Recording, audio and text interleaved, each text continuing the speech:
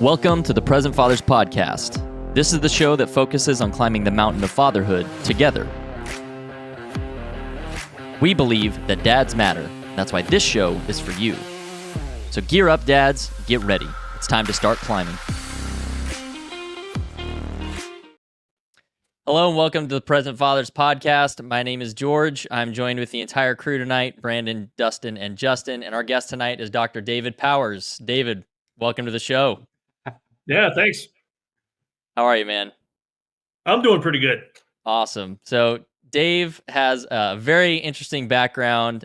He is a father of 5 children. I'm sure we're going to get into that. But Dave, we're real excited to kind of hear your background and then talk about the work you're doing now and kind of a lot of your published works and everything. So we can go all over the map, fatherhood and professionalism and things like that. So let's start out with Dave. Why don't you introduce yourself to our listeners? Give a little bit of your background, military background, and then again with your counseling and things like that, and we'll just go from there. So, okay. Dave, take it away. My name is Dave. I'm a dad of 5. I've been married 22 years, and long enough to know that I'm, definitely not the best at it, and trying to get better every day.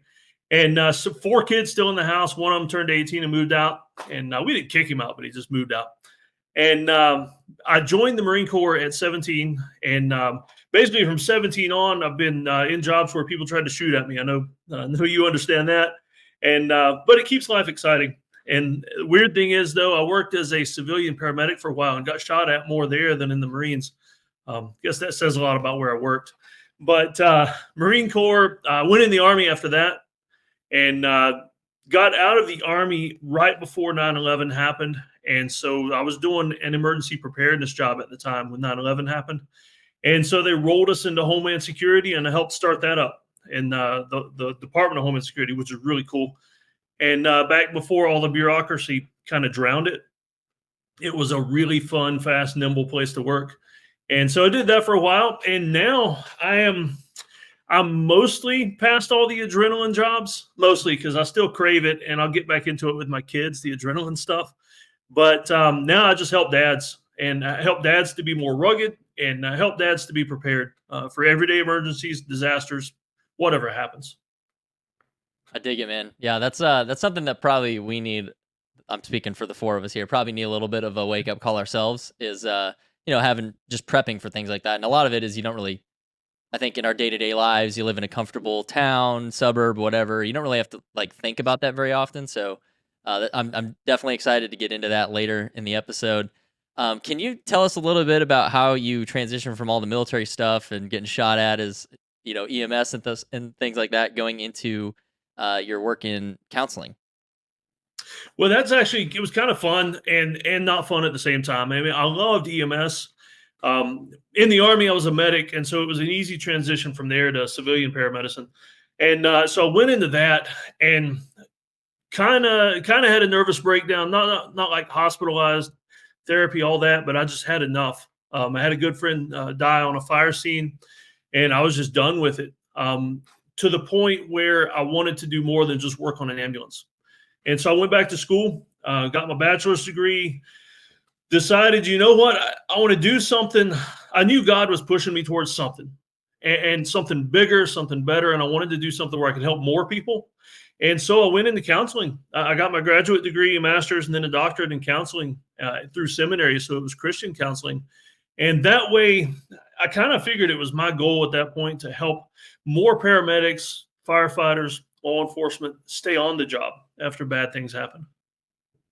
And I've seen that you've published a lot of different works, right? And is it most of it around PTSD or other kind of stressors and things like that, or have you kind of branched out in other areas as well? I've branched out into everything. I've always been a writer, and a bit of a therapy thing for me. I've always journaled, always written. And so I've written some books in the therapy side of things, a few theological books, a few travel books. I mean, basically everything I do, I turn it into a book. And I figure if I enjoy doing it, somebody ought to enjoy reading it. I like that. So why don't we get in then to the meat and potatoes of what it is you're bringing to the table here, and that's be a rugged dad, right? All the things you're doing there. So why don't you tell us just at a high level, a little bit about how you got started and what your objective is, and maybe walk us through some of your core content that dads need to know. Okay, yeah. As far as being more rugged, it's kind of relative. I mean, one rugged dad might be somebody that sleeps outside all the time, is always carrying around an axe. I got one right behind me, um, and I carry that one when I walk to the mailbox.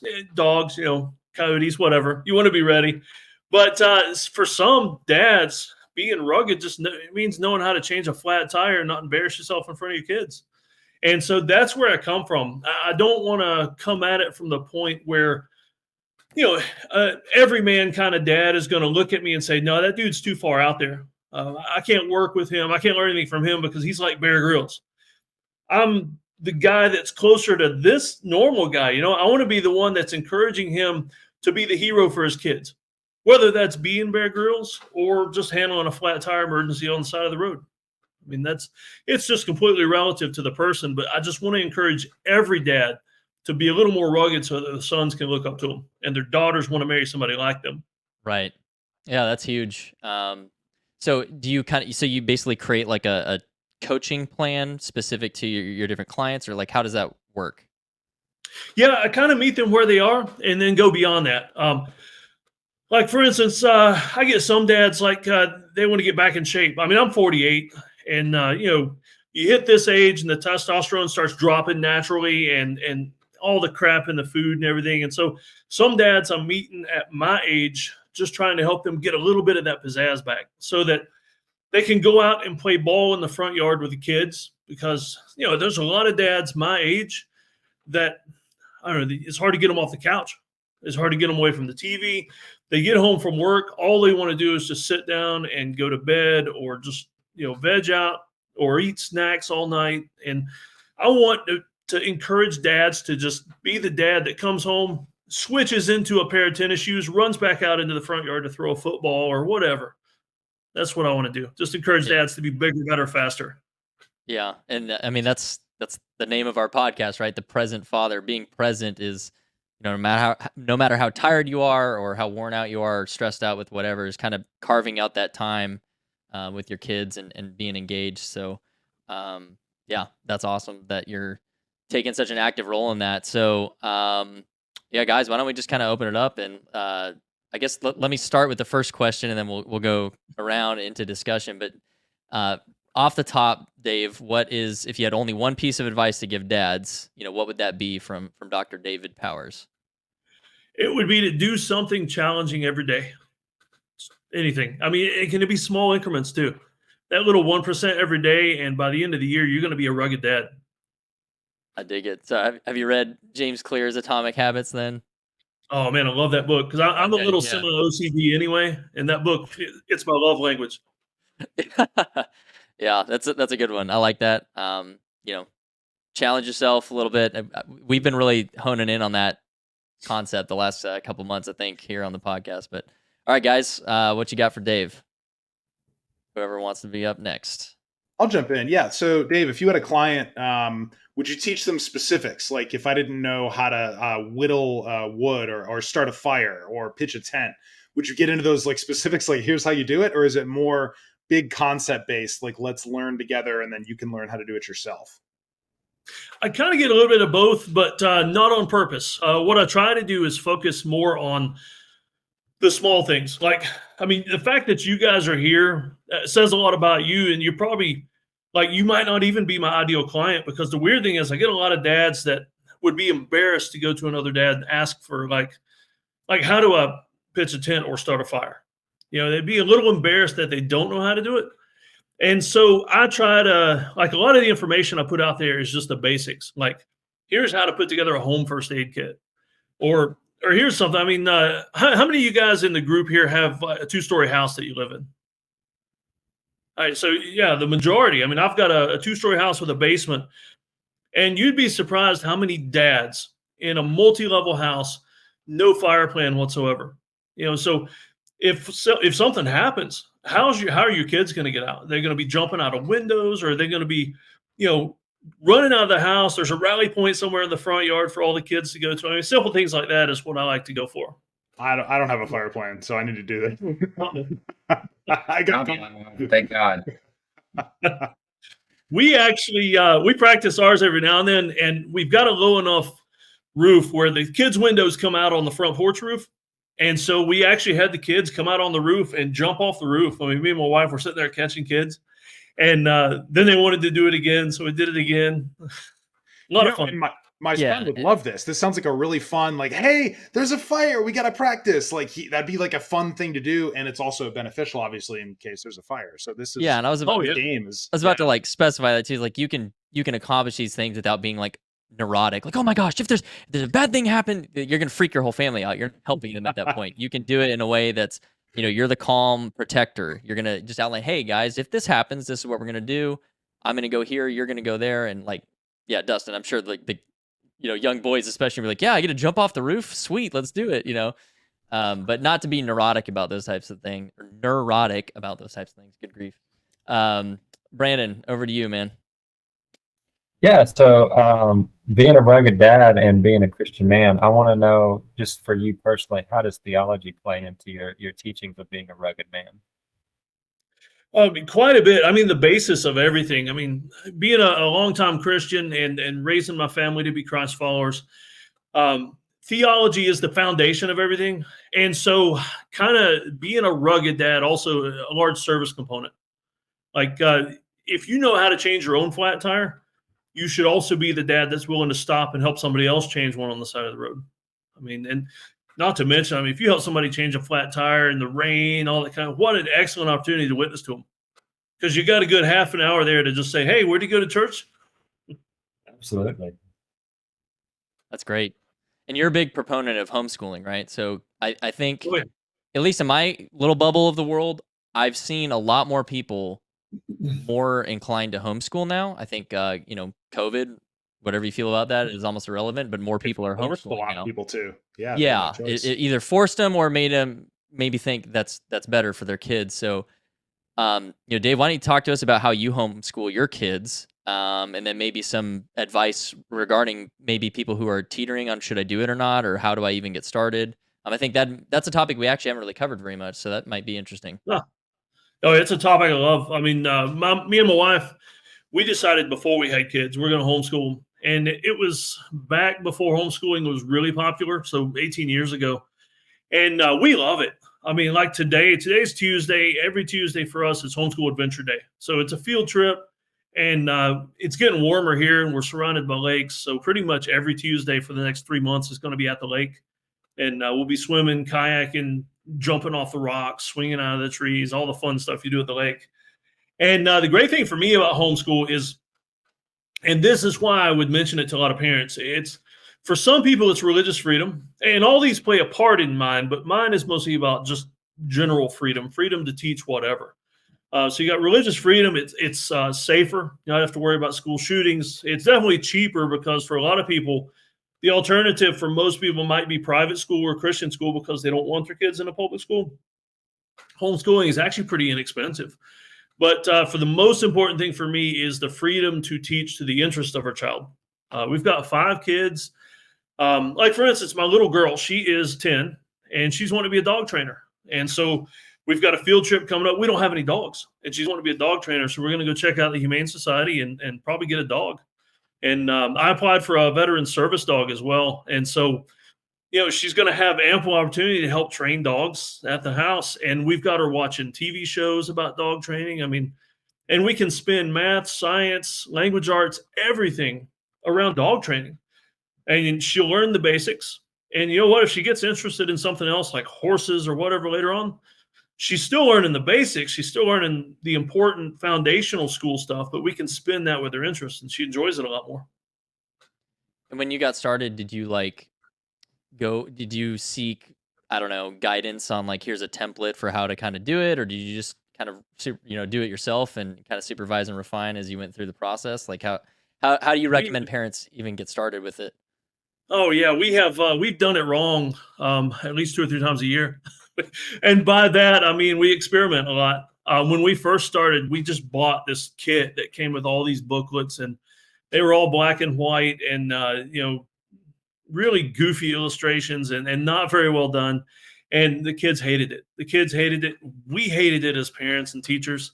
And so we quickly went from that. And to be honest, what we do is we go to a homeschool conference every year, and we'll find neat new curriculum. We'll let the kids help pick out the curriculum. And it's a lot more fun that way. But one thing I do tell people, if you're thinking about homeschooling and you've never done it, no worries. I mean, you just experiment. You're not going to screw your kids up any more than the public school system is. And so just enjoy it. I mean, you're going to enjoy more time with your kids and have a lot more time to spend with them and learning things with them too. One of my kids is learning sign language for his foreign language component. And he's teaching me, and I'm horrible. I know a few cuss words in sign language, and the rest of it, he's teaching me some of the real stuff. I know one. I can think of one. Yeah. It's a singular gesture. There's one that's very similar to thank you. And so sometimes the kids will say the wrong one out in public. That's funny. Dustin, I think you had a question. So, Dave, I don't know anything about homeschooling. Are there specific exams they have to pass at the end of the year? Is there a standard that, ensures that parents are actually teaching when they're homeschooled? Yeah. The easy answer to that is yes, there are standards, 50 of them, in fact. Every state, actually every state, different standard. I'm in South Carolina, and so it's one of the easiest homeschool states in the United States. Basically, we don't have to take any tests. We don't have to prove anything. I do their transcripts when they graduate. And all we have to prove is in the middle of the school year, I have to send in a document with list all the kids and how many days of education they had, which is supposed to be 180 for the year. And that's it. End of the year, I send the same document back with the number of days they were educated for the school year, and that is it. So really easy. Okay. Interesting. Yeah.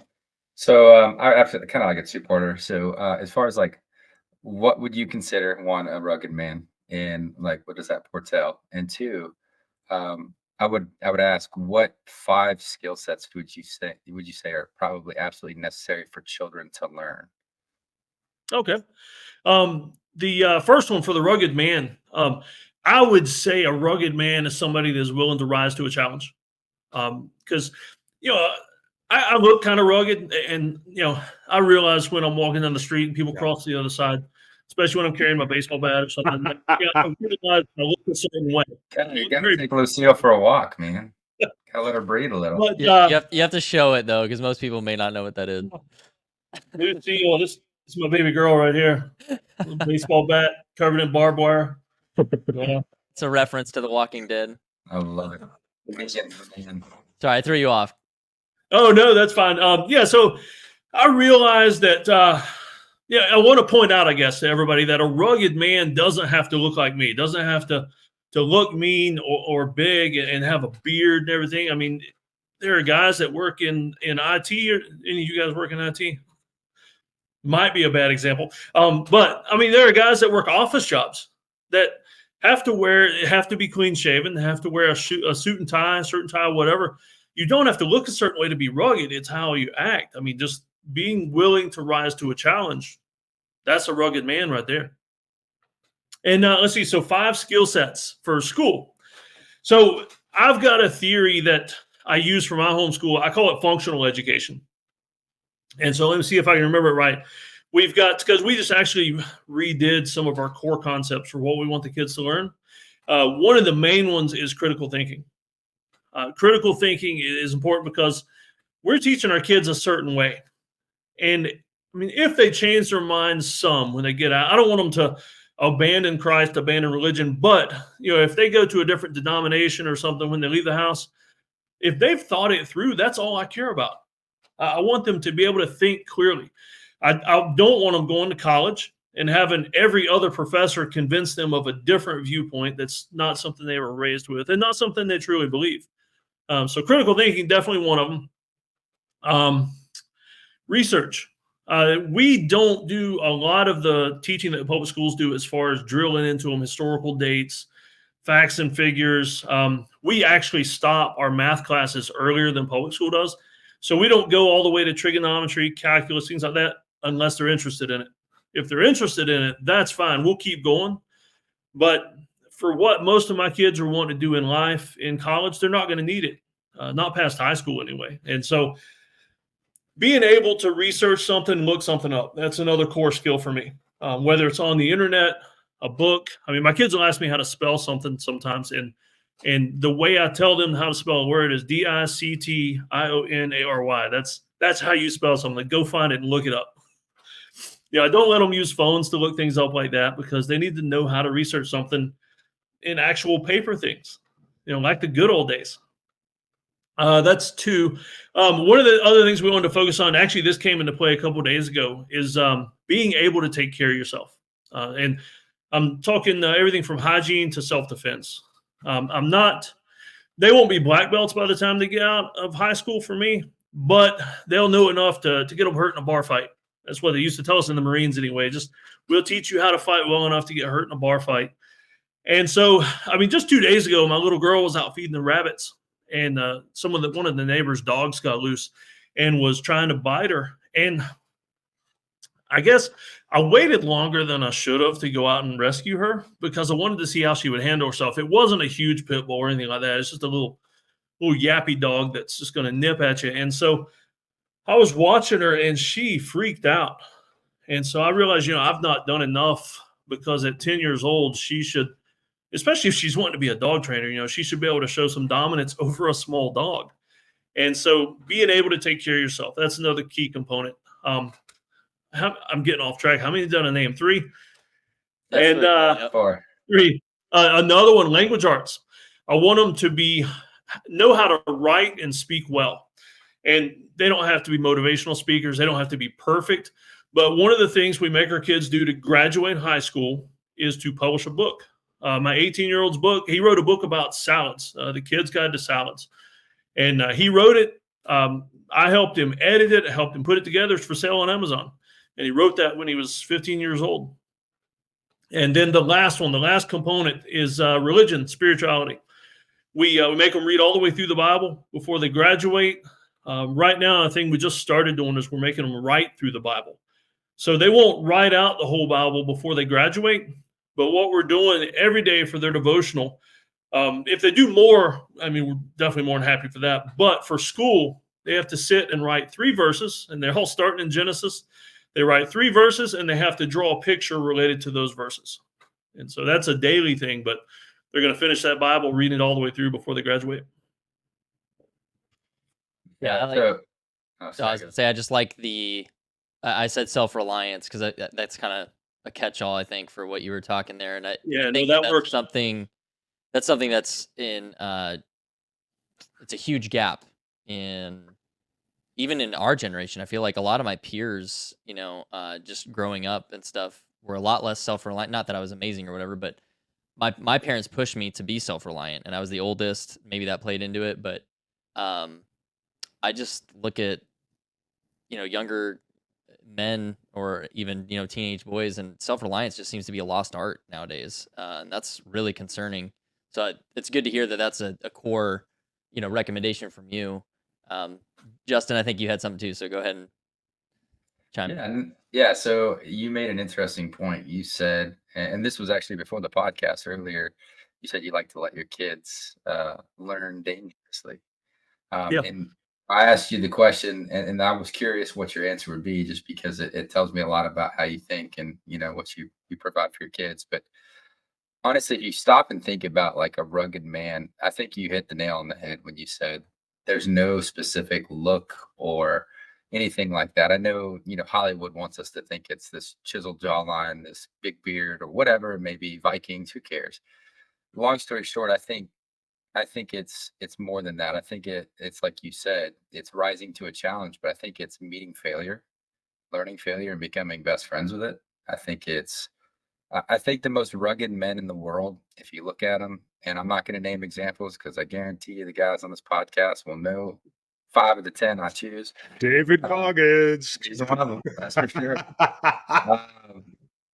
But you gotta remember, like, the men that you want by your side in battle, the ones that you want on your side in life, or in a number of different aspects, I think is the ones who have beaten their demons or beaten their struggles, or who have faced a real hard life or hardships and learn from them, because those are the men who knew how to stop, think, adapt, and move forward, well, with a solid plan, or trying to, maneuver in a way that allows them to change, their reality of their situation. So I thought that was a great answer. Rise to the challenge. I think that's something that not enough people have in their lives right now, is challenges. We really don't.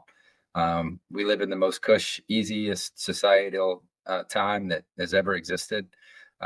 People are absolutely spoiled. They're absolutely rotten, and And we're it's miserable for it. yeah, and Yeah. it's something I absolutely want to keep my child from. But I think George said something earlier in the week that really struck home with my thought process. The pendulum's swinging. And I think it's starting to rear back to, one, tough times are creating resistance.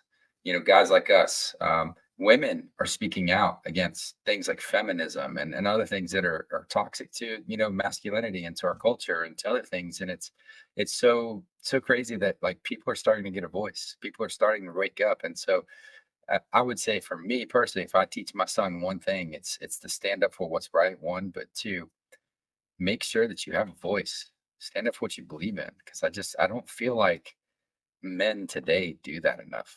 I think, we've all gone so soft, and we're all guilty of something in that aspect. But yeah, no, I appreciate what you said, man. So I just want to bring that point up. Yeah. And Justin, Wait, I tell you. Oh, I'm sorry. Since go I ahead, brought Dave. up from The Walking Dead and David Goggins, I did a video one time. I compared the amount of cuss words in Goggins' book and Negan in the comic book, and they're about equal. Absolutely. You know what? So it's David Negan. Negan, as much as people hate him, you need dangerous men like him during dangerous times. They organize the chaos. They're the ones who take that leadership role and wear it, no matter what it costs them. And unfortunately for Negan, it cost him his morality, and he went down a dark path. But at the end of the day, he learned and like I said, adapted. And if you look at Negan's story, I mean, I'm not going to say any spoilers if you haven't seen The Walking Dead, but he has a very crazy character arc. I'll put it that way, and we'll just leave it there. But he was my favorite because he's kind of a narcissist, but, like, he's very confident in who he is because he's been through a lot, and he knows how to overcome things or use violence or be dangerous in ways that he needs to be. So yeah, no, that's pretty cool. And I'll say this, David Goggins, he's a tough son of a bee, man. He really is. He's a real life, like, Superman. The guy is he's insane, man. He just doesn't stop. Stay hard. That's right. Stay hard. So Be rugged. yeah. Well, I think it comes under the responsibility of honing in the power that you have. I mean, look at Christ. I mean, he could have struck down anybody, and he could have done anything. Instead, he gave grace and he gave love. But yet he was authoritative, and he's like the perfect masculine man.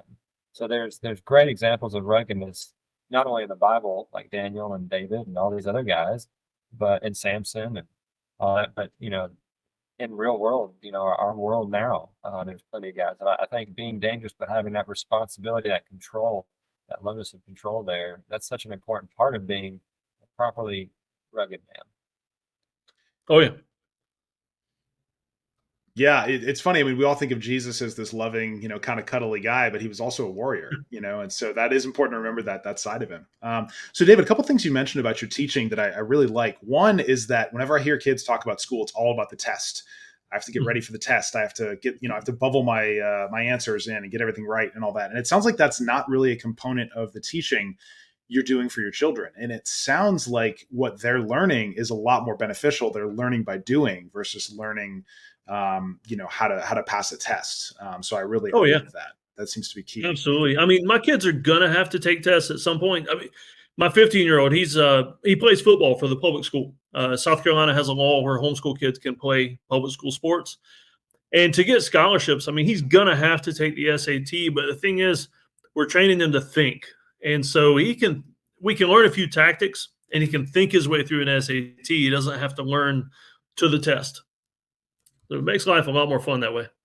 Yeah, exactly. And so speaking of fun, I mean, it sounds like that's amazing that you're not forcing your kids to learn trigonometry because, I mean, I work with math every day in anesthesia, but I don't really use calculus. So I can honestly say that it was purely a hoop I had to jump through. I haven't used calculus since I was 18 years old. And so Yeah. it was It's boring. interesting. I mean, I enjoyed it. It was kind of cool, but it's not something I ever use. And so, Never if took your it. daughter, yeah, exactly. So if your daughter, wants to be a dog trainer and she never learns calculus, I think that's more time. That's 6 months she can spend learning more about honing her craft instead of wasting it Yeah. jumping through some hoop. And so that's the beauty of what you're able to do is you can tailor it to your kids instead of this Prussian militaristic system where we are in third grade now, we are in fourth grade now. It's this weird system where we have to pass the Yeah. test and move on to the next. Yeah.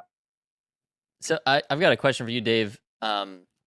We had a guest before talk about how rites of passage, both with boys and with girls, are very important, especially big as on your that. role as the father and with the mother too, not just dads. But how do you weave that into your curriculum? I don't know if that's the right word, but Yeah.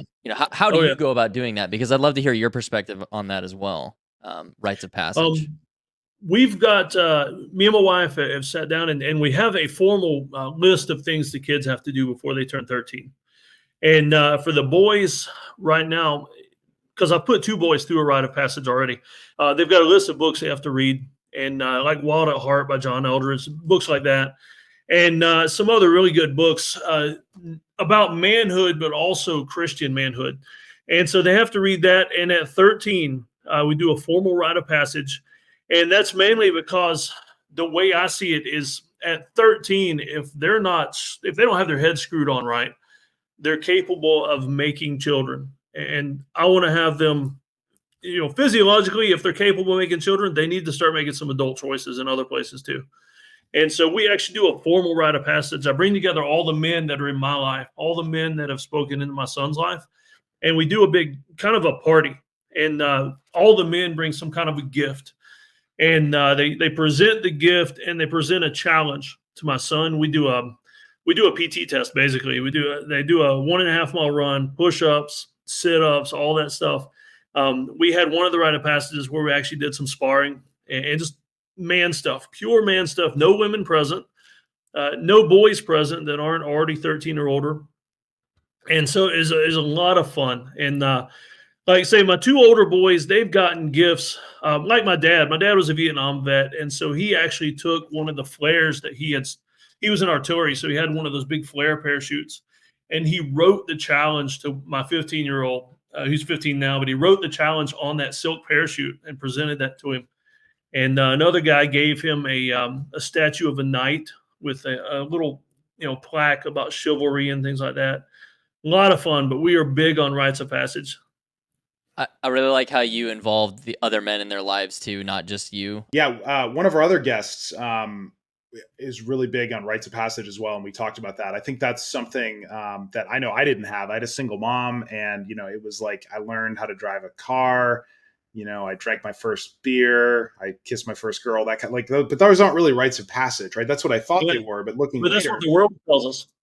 yeah, that's all I was told. Exactly. So I'm Yeah. I'm a little jealous of your son. I'm not going to lie. I mean, this sounds like an amazing opportunity Yeah. to learn. And something else the world tells us is they tell us that, when you've had sex, you're a man. And I don't want my boys thinking that. I want my boys thinking that that's something that happens when you get married. That's not something that makes you a man. That's nothing more than a physiological thing that you shouldn't even be thinking about. Yeah, it's a gift from God that strengthens marriage. It is part of the marriage design that God intended between a man and a woman, and it's so flippantly perverted. And of course, that's what Satan does. Anything he gets a hold of, he perverts it, and our world Yeah. has just gotten extremely bad at that over the past few decades.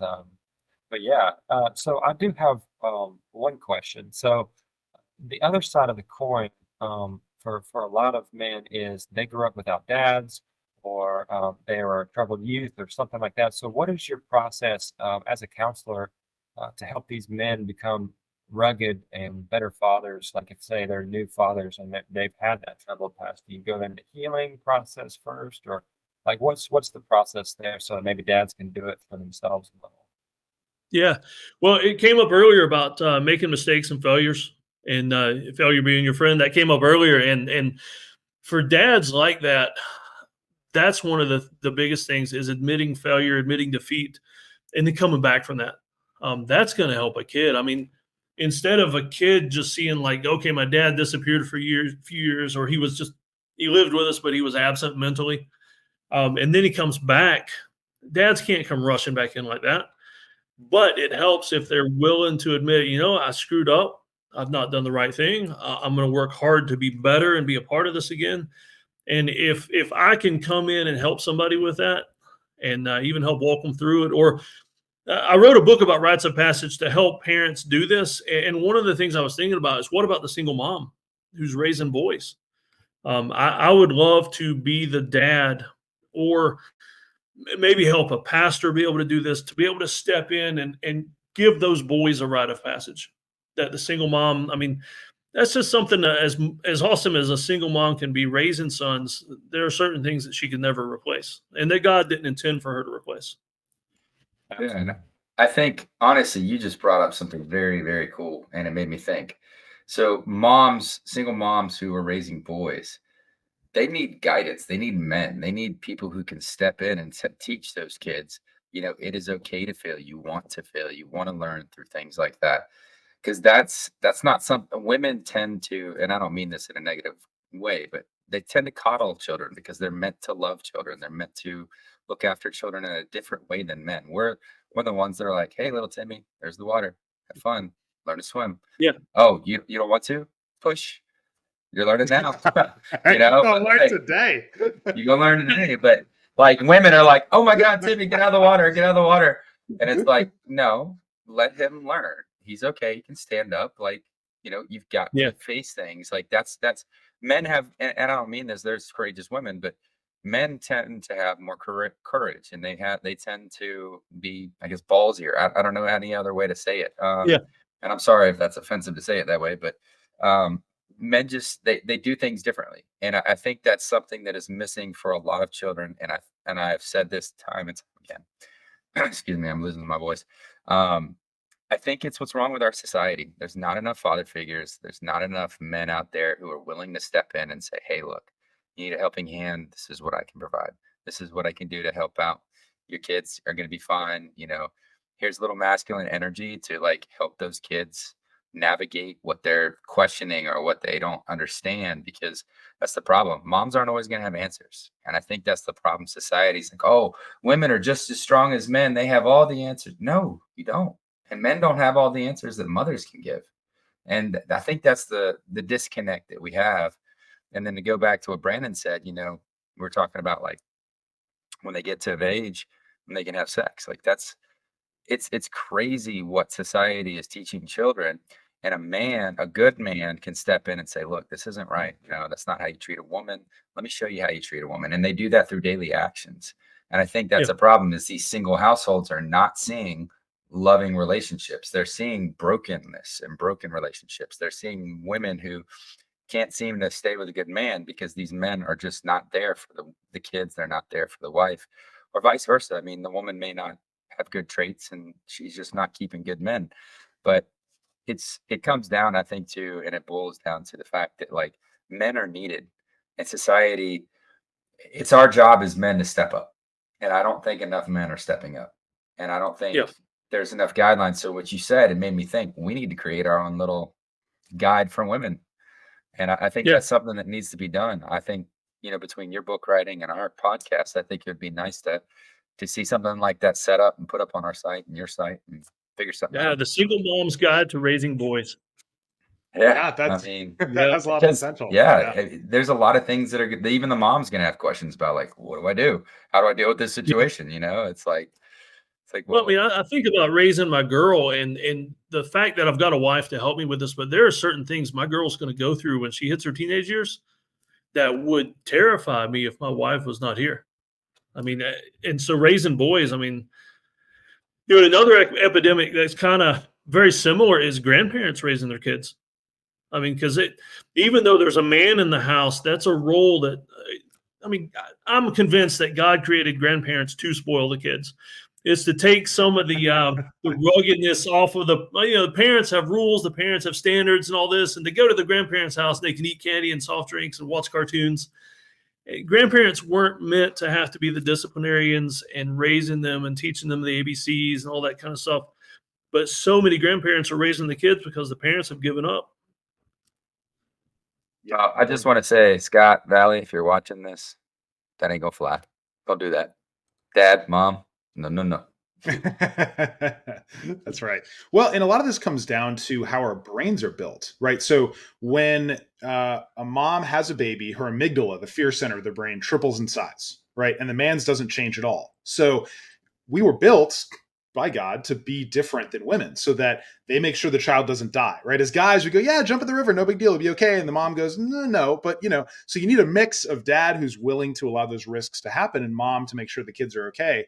And that's kind of the ideal way, for kids to grow up. So I don't think this is the fault of women at all. I think a lot of this is men who have abdicated our responsibilities, as dads. Your I think in some ways, authority, yeah, out of fear of being too masculine, right? And saying, oh, well, society told me that I can't allow my child to go jump into that lake because they might get hurt, so I'm not going to let them do it, right? But when our natural instinct is let him go try, he's got to learn, but we fight that instinct because we've been told you have to conform to certain standards.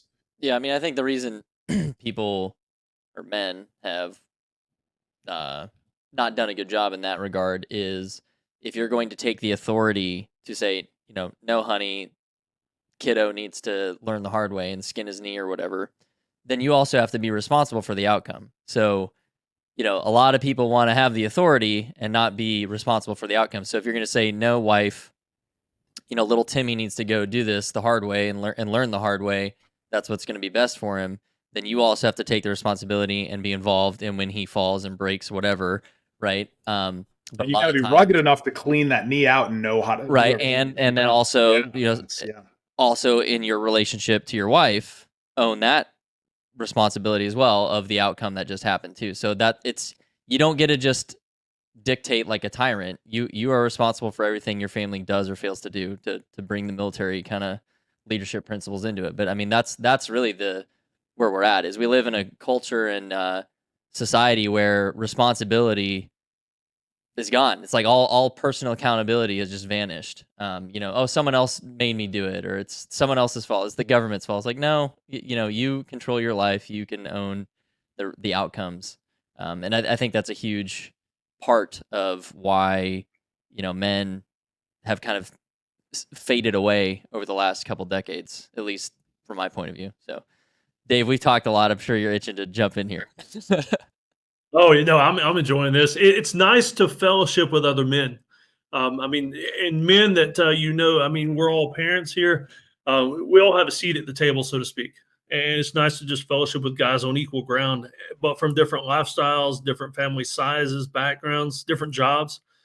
I mean, it's as men, we need that. We need to get away from the kids and our wives sometimes just to be men and to be crass, even if it's going to be public and recorded on a podcast, but just to be guys.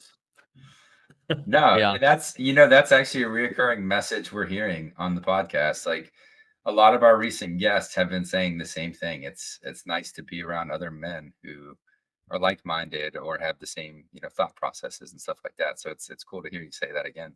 We're all just a bunch of toxic bros just hanging out. Bro siding over here. I can just imagine certain types of individuals seeing this and then having that famous reaction of like the person when Trump got elected, like, no,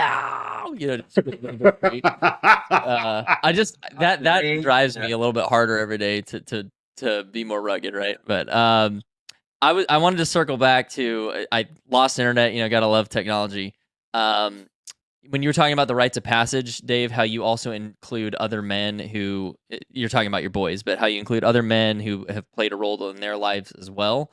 I really love that aspect and intentionality of it because of course, it's very important that they get it from you, their father. But I think we also, especially boys, need it from sources beyond their father. I think that's really huge. And I just recently read Tribe by Sebastian Junger. I'm not sure if you've read that one, but he really dives into that concept of belonging and why we as humans are so driven to have that acceptance from a group. And ironically, or maybe not ironically, maybe it's just the way it is, through all these peoples that he listed and studies and people he interviewed or looked through history, the people that had the strongest relationships and felt the tightest knit kind of sense of belonging were all people who had gone through severe struggle together, wars, disasters, just crazy things like that. And so it's no surprise to me after I read the book and just thinking about where we are today. And he wrote it in 2016, so I would really love to hear his thoughts on Oh yeah. now if he wrote it today. But we live in this world where everyone's in their own little bubble. You never have anything that's challenging to kind of make tight knit relationships, and we don't, as a culture anymore, really have any way to kind of come together as a tribe, quote unquote. And so I think your comment too that you just made about fellowship is vastly important. And so let's tie a couple things together here. Do something challenging with Yep. a group of brothers, and you'll all grow together and support each other on a personal level, but you can also push each other as dads, as professionals, whatever, right? So Yeah. I think that's something that's, I don't know how we cultivate that. Maybe it's you join a sports league or something, or local guys from church kind of start trying to We learn used new to, skills. we But started a fight club at a church I used to pastor, and okay, yeah, we would just go out and beat the crap out of each other, that's amazing. all in fun Yeah. and But I Christian thought the love. first rule is you don't talk about it. Oh yeah, it's over now, so I can talk about it. Okay. But it was just so much fun. We would do that, and I mean, we would come together at the end and all sweaty and sometimes bloody, and just drink soft drinks and have a cookout or whatever. And it was a blast. I mean, it's just man stuff, pure toxic man. Yeah, and it's funny. I just so when I met my wife, I was more non-denom, but like a Methodist. We are talking about denominations earlier. I'm now Catholic. If you're not familiar with Louisiana, we're Catholic. So I wanted my son to have the same structure that my wife and I have, and just have something that we both are a part of as parents, that we can trickle down to him and my daughter. But that being said, I went to an Acts retreat, and it was incredible. We can't talk about what happened just because it's this river rules, what they call it. Just means don't share what other people share with you. It's their deepest secrets and things. But And there's it a was couple bodies in the river. probably. But You ought to you live blend- where Deliverance was filmed. They're just the people who Good fail the aim, swim man. test. That's all. Yeah, it's fine. you got a bird in mouth, boy. So, anyways, You're too good at that. You're too good at that. so baby, get my bat. Lucille needs to go for a walk. No, I'm just kidding. But all joking aside, that was probably one of the best things I've ever been through. Just because it was I think it was upwards of almost 70 men. We all met, had an entire weekend, absolutely no cell phones, no electronics. We had no time. We never knew the time. They took clock off of us. We had just a meal song that every time you went to eat, you had to thank God, talk, and sing. And it was so embarrassing. I hate singing in front of other people, but they made you in order to eat. So like you learn to get out of your comfort zone. And I think it was really smart with what they did. They were making people get out of their comfort zone early, singing and dressing up and doing stupid skits and stuff, and realizing that it was preparing you to open up and being outside your comfort zone when it comes to speaking about your demons. And we all have them. I have mine. But yeah, I think it was incredible because to notate to what George was saying, to piggyback off that, actually, is one of the things that we talked about was men are afraid to share. They're afraid to ask for help. And I think it's because society has said you have to be this strong, rugged person, but their view of rugged's wrong. They want you to swallow your pride, swallow everything, and not be able to talk about it. And it's like, I think a real rugged man, like I said, has been through hell and learned from it and become a good person from it. They're kind, they're slow to anger.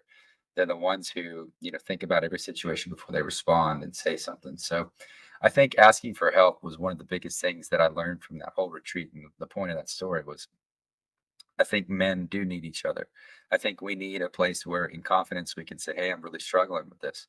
And someone that goes there without judgment and just says, yeah, man, I've been through something similar. Or hearing other people's stories, you'll be like, you go up there, you're like, I'm a recovered alcoholic. I've been, I've been through this, this, and this. And then this other guy's like, I have cancer and I probably have a year to live. My kid's 7, my other kid's 5.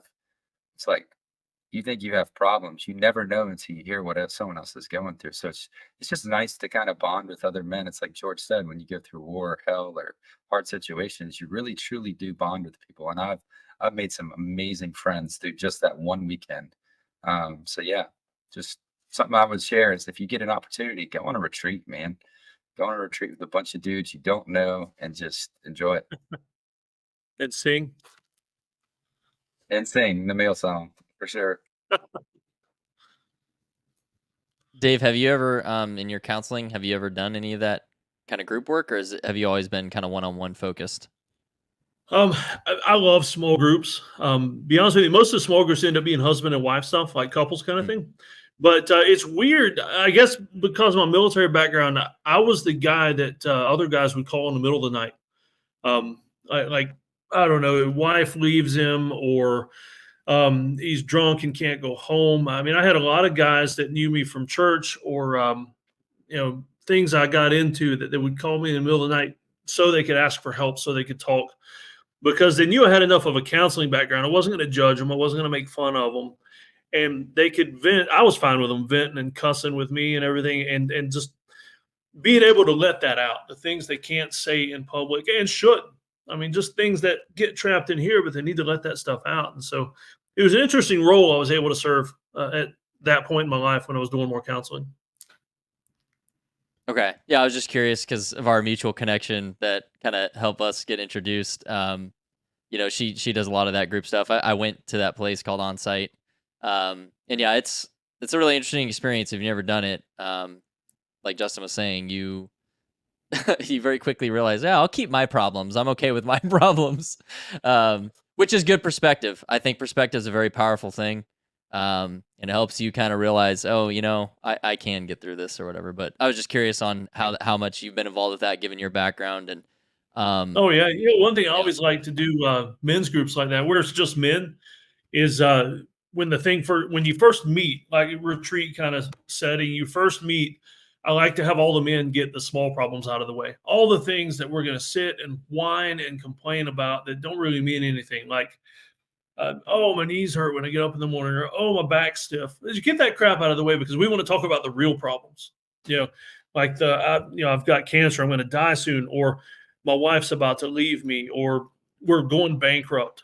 Because till you get that small stuff out of the way, people, they use that as an excuse to talk about the small things and not talk about the big things. 100%. And the kind of go back to that, like, there was a guy that came in, and I can't say this, but there was a guy that came into, that situation and was talking about all his problems. And there was another gentleman who wasn't even a part of the retreat. He was there to help.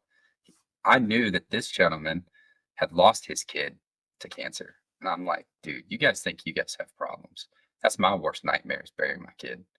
I don't know how I deal with it, but anyways, I'm not going to get into that. But I wanted to ask, what is your hardest trial or tribulation, and how did being rugged help you overcome it? Or how did your mindset or your training, or did it help you become rugged?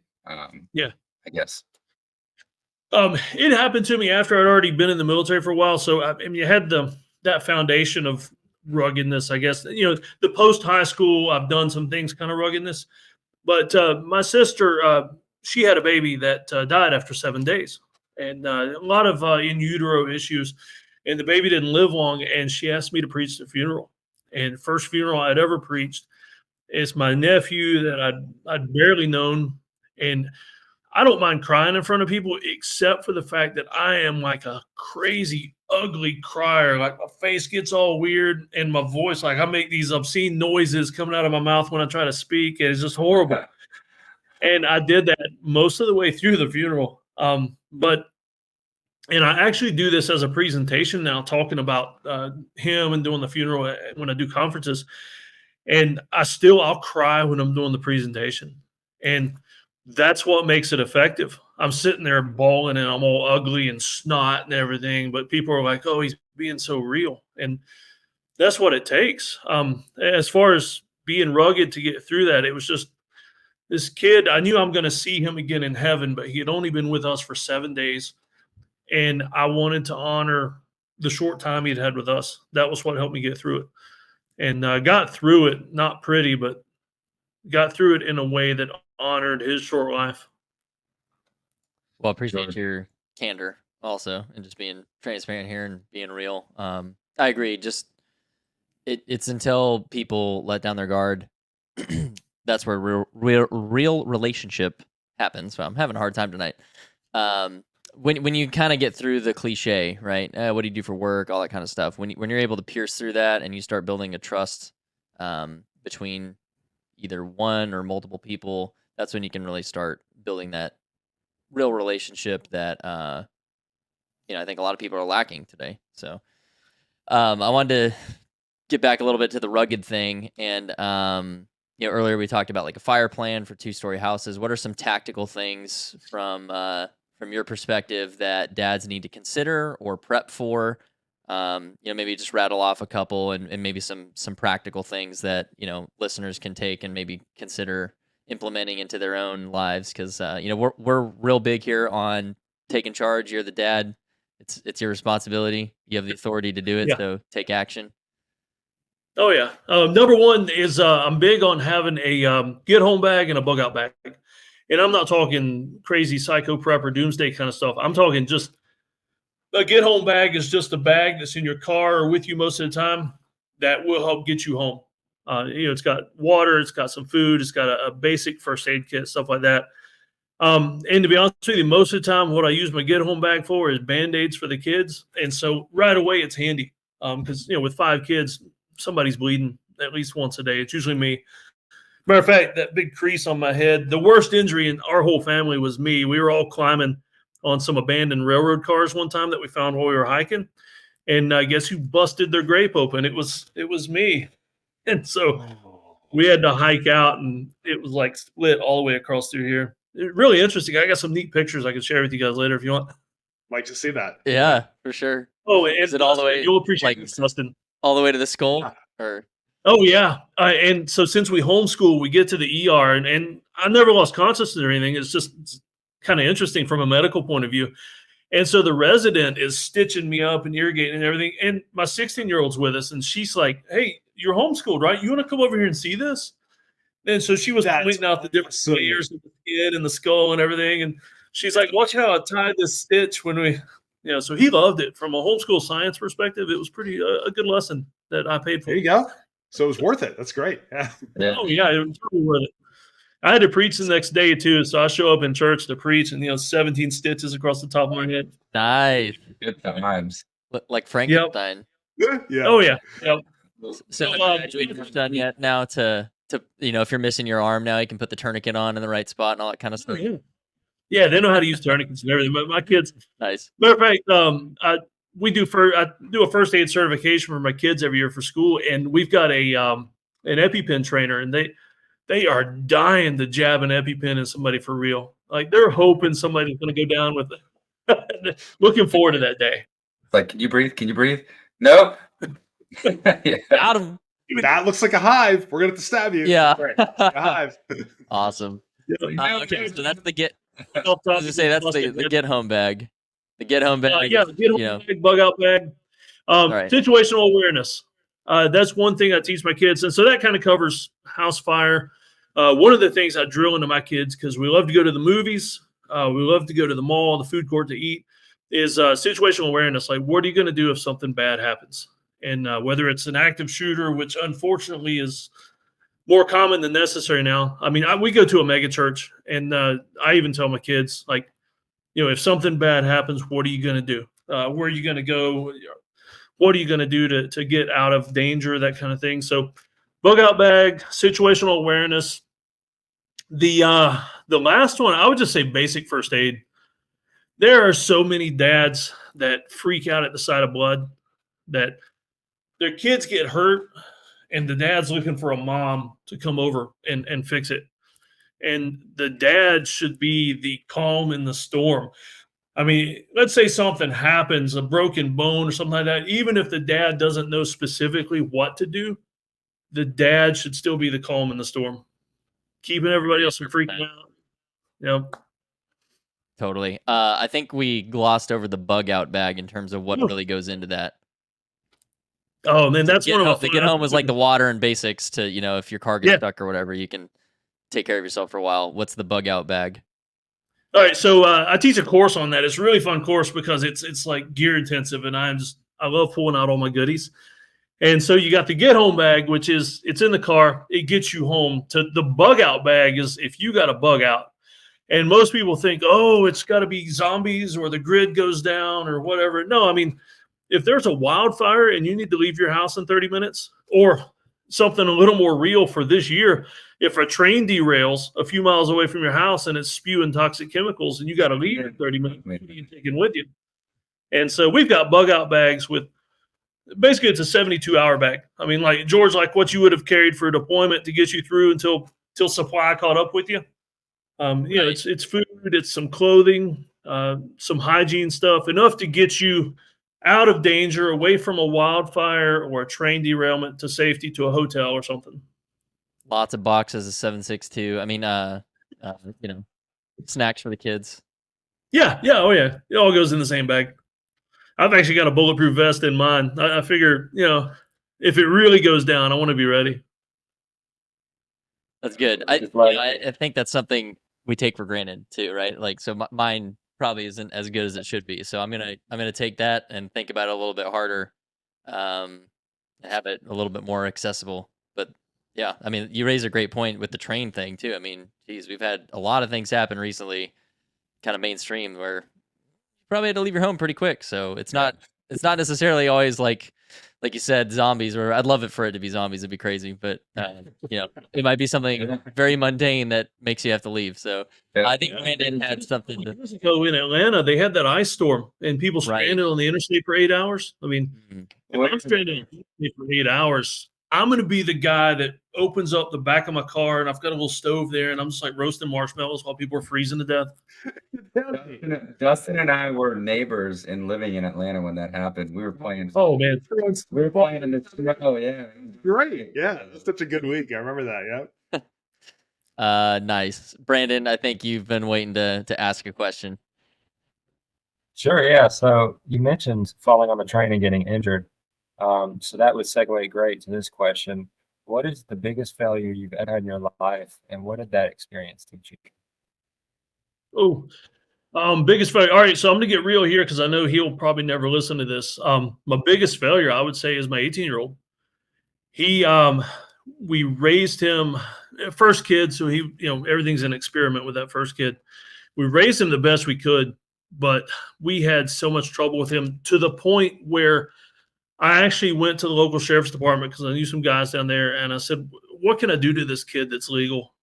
And basically, the sheriff came back and said, "Hey, man, as long as you give him a place to sleep that's safe, and he's got food, and it doesn't have to be good food, and he's got access to water, that's all you're legally required to give this kid." And so I would say for an entire year, he wasn't allowed. He lived in the house because we couldn't kick him out.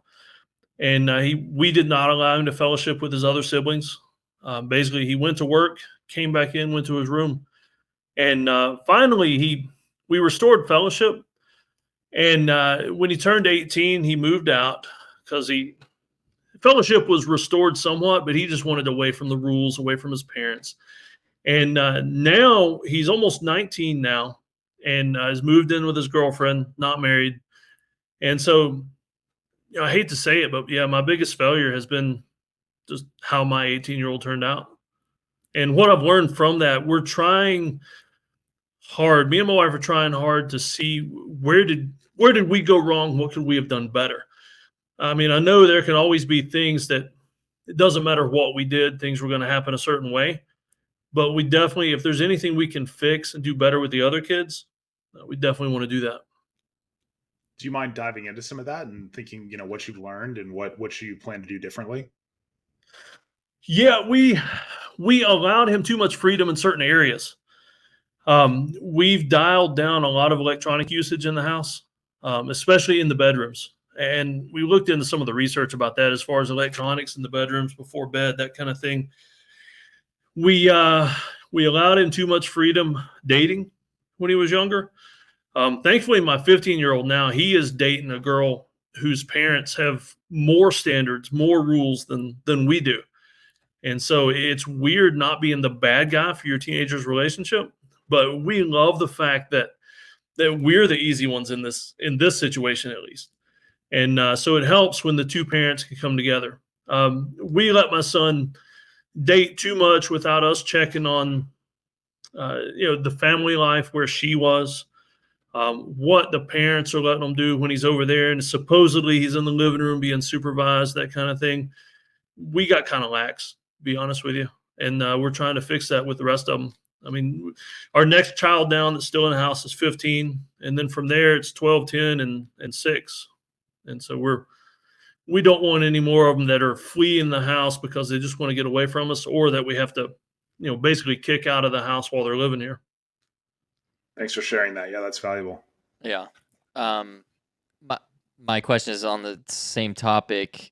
I think there's a lot of dads out there that have a very similar situation with either an estranged child or one where the relationship's damaged. What's your advice or message of hope for those dads out there in that situation? Or maybe it's a situation like where divorce is involved and seeing Yeah. kids, things like that. If you've got anything for them out there in terms of Yeah, I mean, what do the you need to biggest do thing. to kind of try and reestablish it as best as you can? Yeah, the biggest thing for me, I forget the exact reference, but the verse in Proverbs about raise a child in the way he should go, and when he's old, he'll not depart from it. Everybody thinks that means you raise your kids up right, and they're never going to depart from it. But a lot of friends have pointed out to me that more often than not, kids come back to where they're supposed to be when they have a little life experience and realize, what, mom and dad were right. But our mutual friend, George, I actually reached out to the group that I'm in with her for advice because they're all parents. And what I'm doing now with the way he's living is we've cut off some fellowship with him because I don't want to support the situation he's in. And so we won't let the kids visit him at the place where he lives. We'll only visit him so much, like just, I don't know. It's weird. But what I'm trying to do though is not just thump on my Bible and preach to him every time. And we're trying to let him know more than anything that we love him.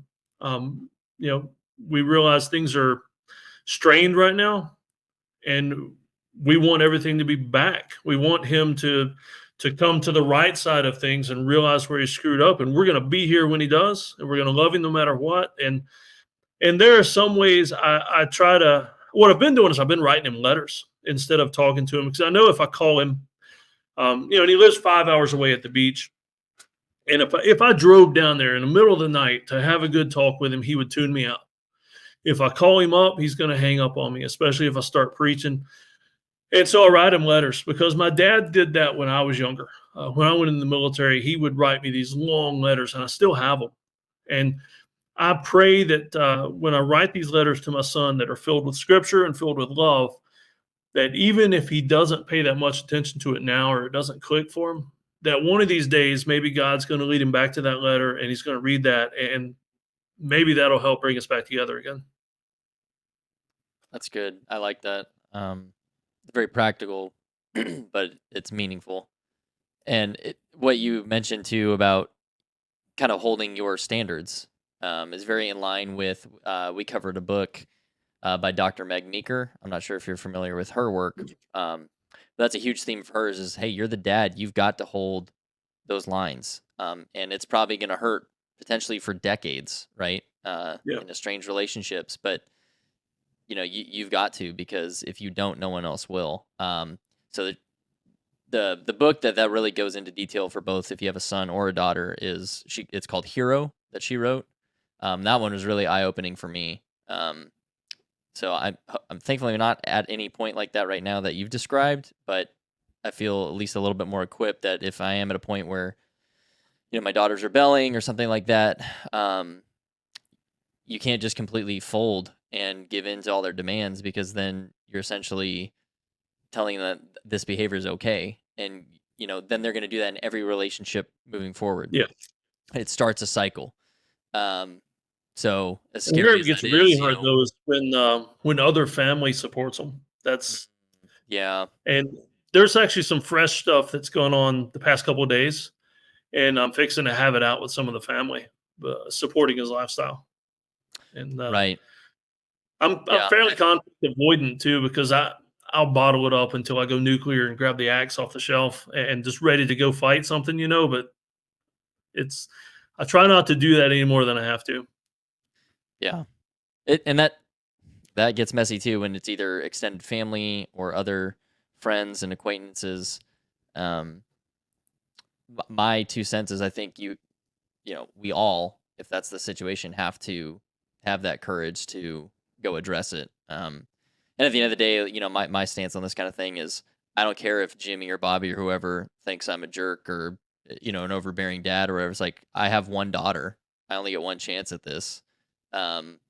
If I frustrate some other people because I'm not willing to play ball with their standards, well, I have my standards that my family follows. I'm not going to bend on those things because they have lifelong consequences. So, I don't know if you agree with that. I'd be interested to see if Oh you yeah.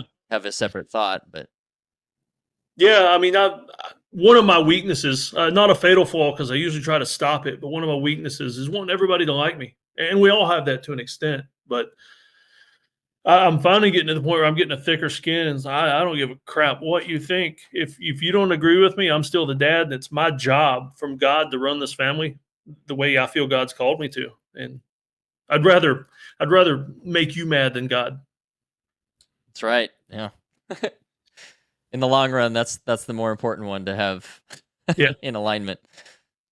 Brandon, I think you had a question. Yeah. What are 3 books you would recommend to our audience that would help them with fatherhood and becoming rugged? Oh, Fatherhood Becoming Rugged. Okay, so Wild at Heart by John Eldridge. Never met John, but I've watched a lot of videos, read a book a couple times, and I make my kids read it before the rite of passage. Greatest book I've ever read on Christian manliness. Let's see, The Barbarian Way by Erwin McManus. He's a pastor out in California, which even though he's from California, he's still pretty cool. And that's a really good book. And let's see, this one. All right, so 2 Christian books. This one, my favorite movie ever, but the book is amazing. But I would not recommend it unless you have a strong Christian background. The kind of background where you can read something that's non-Christian and know that you don't have to accept all of it. But Fight Club, the fiction book Fight Club, some amazing stuff in there on how people perceive manliness and manhood. But like I say, that's not even a movie or a book I've let my kids see unless they've watched it without me knowing. And let's see, a guy named Jack Donovan. I've got his book on my shelf over here somewhere. But he wrote a book about manliness, and it's kind of in the same vein as Fight Club. This guy's a pagan heathen. I mean, and when I say that, he like worships Thor, kind of a guy, and so. But his thoughts on manliness. Dustin got the hammer. I probably got a hammer around here somewhere. But this guy's thoughts on manliness, if you could take Jack Donovan's words, you could apply a lot of it to scripture. I mean, you could find scripture to back it up. It's just that sometimes I think when I read his stuff, if this guy would get saved, he would be on fire. I mean, he'd be an amazing preacher because he just has a way of drawing people in. It's pretty cool. What's the book? Sorry, you mentioned him. Yeah, I'm all. Oh, you didn't remember? Gotcha. Yeah, Jack Donovan, I'm sure you can figure it out.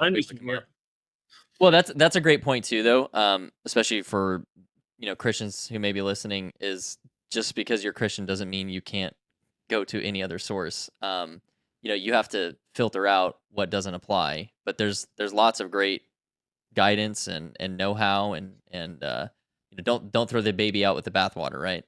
Yeah, I mean, I know a lot of Christians that are, closet watching Game of Thrones, but they won't read a book by a non-Christian. Right. Yeah.